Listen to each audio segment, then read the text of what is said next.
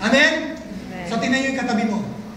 Sabi mo, you are so very righteous. You are so very righteous. Super duper righteous. Talaga? Talaga?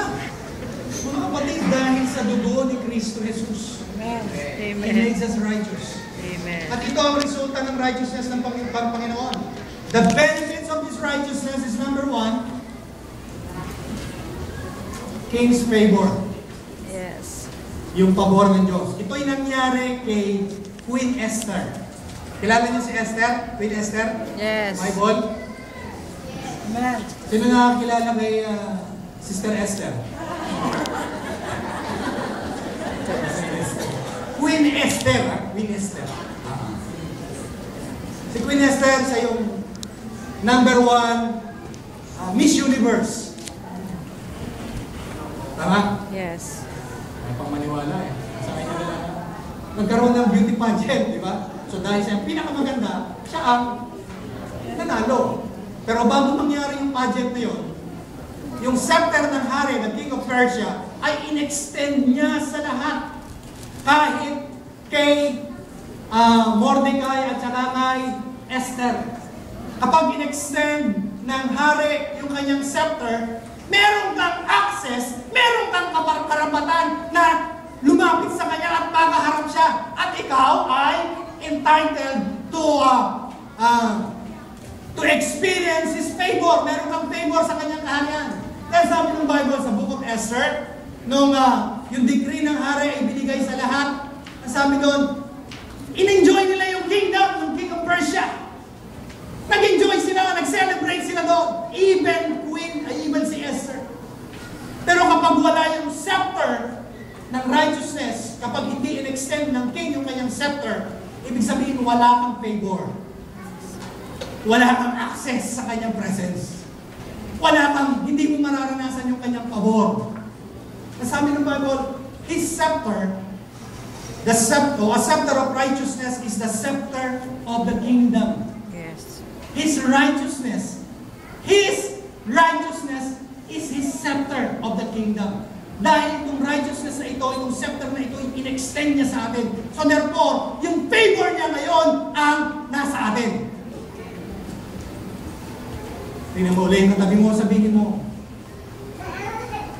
Tingnan mo, sige, tingnan mo yung katabi mo. Dalawang katabi. Pero ito, magtatapos na tayo. Sabihin mo, ang para sa'yo, Para sa pabor. may pabor.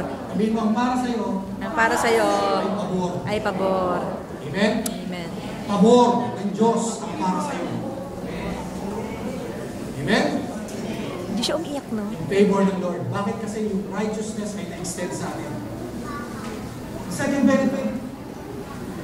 Last, you will reign with Him. Romans chapter 5 verse 17. This is the last verse. Then we will end. Sabihin natin, thank you, Lord. 17:21. Thank you, Lord. Romans 17. Romans chapter 5 verse 17. 5:17. To verse 21. For if by one man's offense death reigned through one, much more those who receive abundance of grace and of the gift of righteousness will reign in life. Yes. Yung merong righteousness ng Diyos, praise God, kung saan ay nasa atin, because of the blood, His righteousness, we will reign in life. Through His righteousness, through the one, Jesus Christ. Therefore, as no one man's offense, judgment came to all men, resulting in condemnation, even so, through the one man's righteous act, the free gift came to all men, resulting in justification of life. For as by one man's disobedience, many were made sinners, so also by one man's obedience, many will be made righteous. Which is Jesus Christ. Thank you, Lord. Moreover, the law entered that the offense might abound. But the sin abounded, grace abounded much more. Verse 21. So that as sin reigned in death, even so grace might reign through righteousness to eternal life through Jesus Christ our Lord. The scepter of His kingdom ay in-extend sa atin ng Panginoon. Therefore, favor and victory in life ang siyang para sa atin. Amen? Sabi ni Jesus, seek first the kingdom and His righteousness. Huwag nating uunahin yung mga bagay. Hello? Hayaan natin ang mga bagay ang idagdag ng Diyos sa atin. But the problem is, they seek first the things in the kingdom. No. Seek first the kingdom and His righteousness. Don't seek the provision. Seek the position. Hello?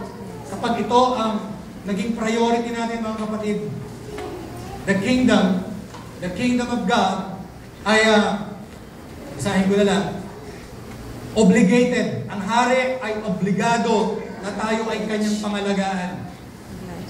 Yun ang obligasyon ng hari. He is obliged to take care of us.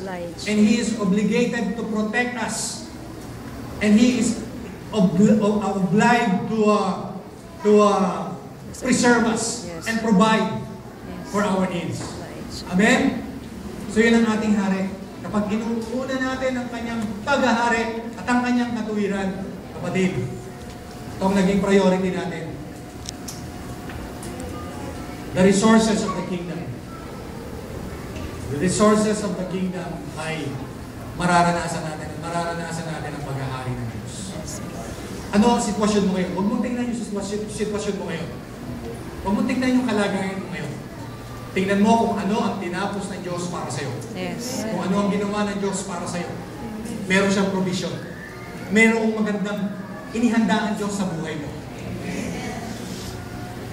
Pastor, meron akong nararamdaman sa aking katawan. Kapatid, kapag dumating ang paghahari ng Diyos, ang kagalingan ay magbabalikas. Yes. Ang kagalingan ng Diyos ay nasa iyo na. Yes. Dahil siya ang naghahari sa iyong buhay ngayon. Amen? Ang lahat ay magsitayo. And I would like to ask our worship team to lead us again in song bago tayo mag-end.